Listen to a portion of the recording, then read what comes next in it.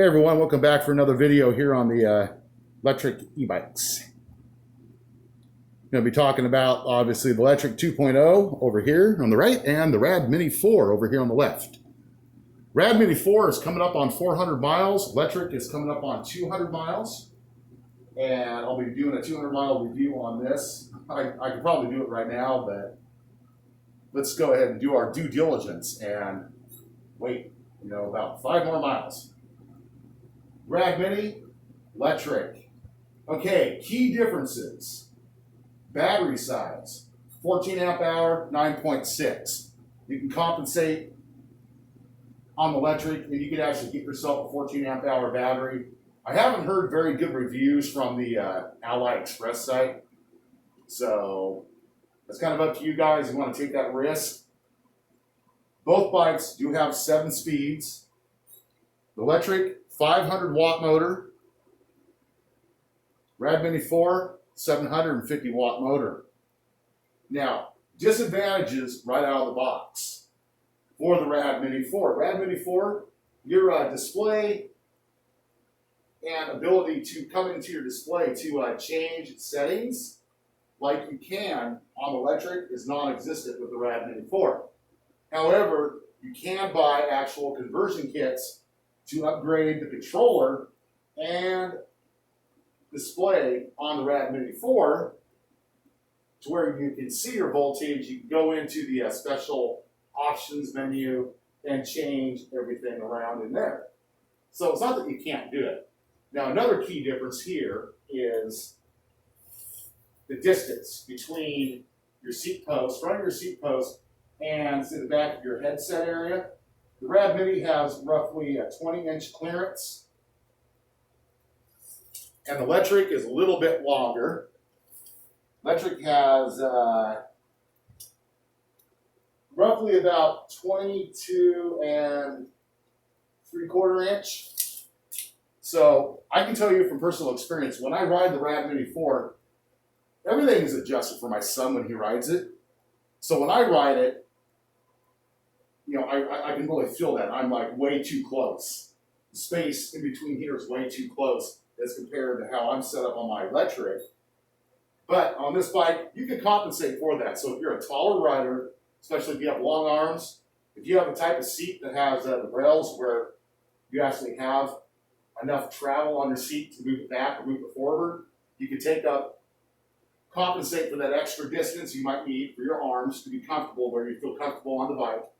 And of course, you can loosen your handlebars up here, and you can pivot them forward to give you more distance as you reach out for the grips.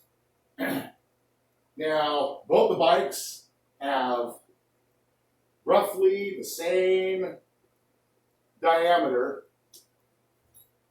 on their handlebars as far as your width goes, about 24 inches. Yeah, about 24. This one's a tad bit bigger, but that's only because of the grips. One thing I will point out that's a very nice advantage with the Rad Mini 4, 180 millimeter rotors for your mechanical brakes, whereas Lectric has 160. Oh God. Sorry, I left this mask on. I got this skull mask for my bike helmet, which is kind of nice. Like when it's actually cold outside, it's nice to have one unit, that has a mask. You can pull it up like that, put your goggles on, your glasses. I mean, over here on the coast, it makes sense. I just get so used to wearing the mask. I don't think I have to explain why. We all know why. But yeah. Everything else is pretty much the same. The thing I don't like about the Rad Mini is the unusual size with the handlebars. As they come down through here, it makes attaching, different things to it, like a real kind of a pain in the butt. Actually, whereas the Lectric, the diameter is all the same. Even if you have the curve, we can compensate for that. It's not a big deal. Now, as far as performance with the Rad Mini, going on to 400 miles, runs really good. The motor has some really good torque, especially if I could unlock that in a special settings menu and make it even better.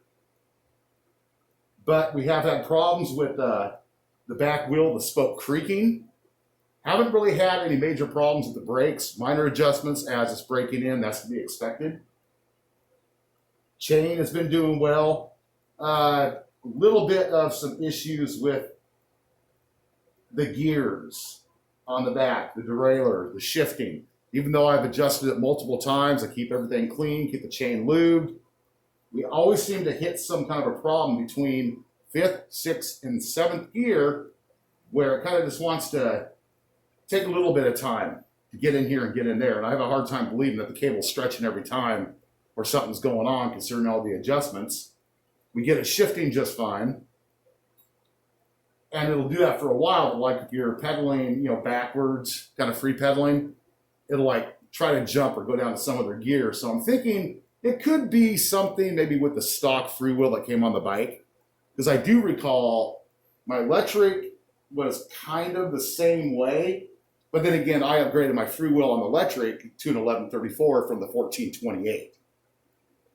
Keep in mind, if you do want to upgrade your freewheel on the Rad Mini 4, the standard freewheel tool you get will not work on this bike. You have to go to a special site and buy the freewheel remover tool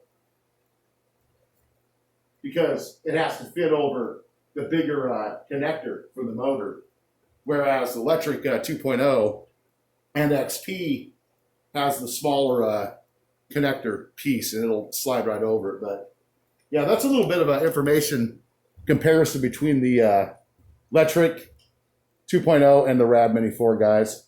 Next video, I will be doing a more in-depth 200-mile review on the Lectric 2.0, and it's a good review. Other than that, hope you guys are doing good out there. Keep safe, and I'll see you on the next video. Peace.